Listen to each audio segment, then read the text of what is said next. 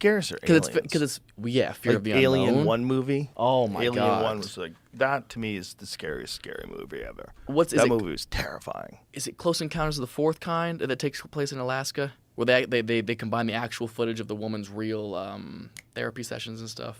I don't know. I don't Jamie, think you know I what saw I'm talking that one. about?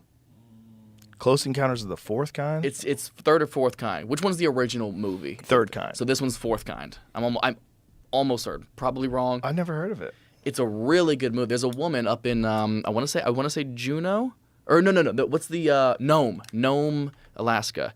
And back in the day, she was she became famous because she claimed aliens were basically like showing up and abducting her and stuff, right? And eventually, her kid got abducted by aliens, or so that's the case, and they accused her of like killing the kid or whatever it may be. Like, obviously, nobody believes that this woman's son was abducted or daughter was abducted by aliens. So it's not currently available in our country? Yeah, I think it's like in Canada. I think it's showing up weird. You can only get it in Canada? I don't know.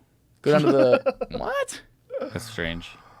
Interesting. But they have it's a movie about this case, but they splice in real footage of her therapy sessions she had to go to that she was going to while she was being abducted each night, and they do this. I don't really know how to describe it. This deep meditative state that makes you recall your dreams, and she's like describing all the things that were happening to her, these aliens, and she starts screaming. She starts like levitating up from the couch a little bit. Like it's creepy as shit. But it's a really good movie. It's my favorite abduction movie I've ever seen. And obviously nobody believes her. She runs into the one person. Oh yeah, like that old footage is like the real footage. Wow. So here's my issue with the alien abduction thing. Other than there's not like any real solid evidence that you could point to that's very convincing. It always happens at night. And it always happens during the periods where people sleep. And when you're sleeping, I'm not saying always. Okay, I'm sure there's some stories out there. I'm sorry. But most of the stories I've ever heard are people in their bed, they can't move, aliens abduct them, Paralysis. or they're in a car, the car stops, they wake up, aliens abducted them. When you go to sleep and you dream, there are psychedelic chemicals that your brain makes, and we don't know how much they're making. We don't know what effect that's having on your dreams. We don't know what is going on. What is going on with dreams? What is going on with vivid dreams? What is going on with dreams that they're indiscernible from real life and sometimes in a strange way. Like, what is that? Is that a psychedelic state your brain goes into every night? Yeah. And if chemicals vary in human beings, serotonin varies, dopamine varies, everything varies, testosterone varies, estrogen varies, it varies. Wouldn't you just assume those psychedelic chemicals would vary?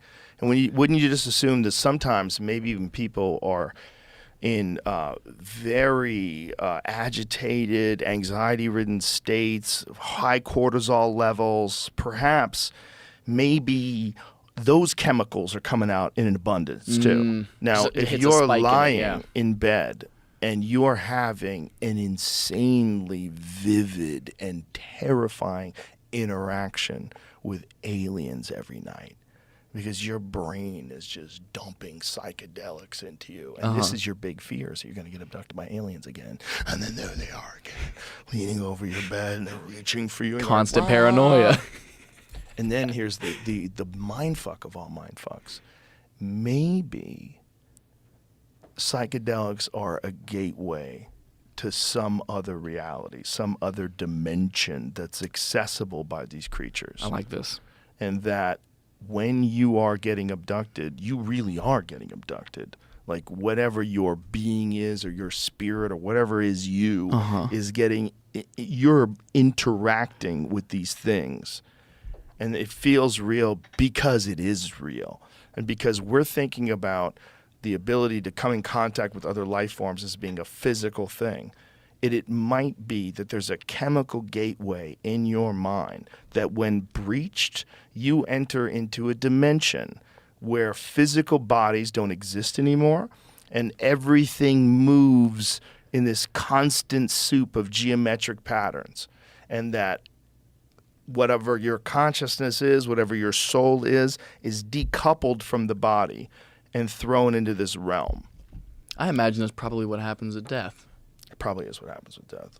It's probably what it's all. I mean, that's probably why people think about it that way. That you're going to transcend into heaven. You're going to go into this new place. It might be true. It might be like a lot of the old depictions of like what happens when you enter into a psychedelic state. I've heard this multiple times that it's like a well of souls, that you're interacting with souls that are like completely unattached to a physical presence. Yeah. And maybe you're getting layers and layers of that depending upon how fucked up you are while you're sleeping. And maybe some of those layers are, boom, aliens are in the room with you. Peeled back. Just aliens in the room with you. And maybe they can do that. Maybe they can visit you while you're in those states. Maybe that's what's happening too. And that's it for today.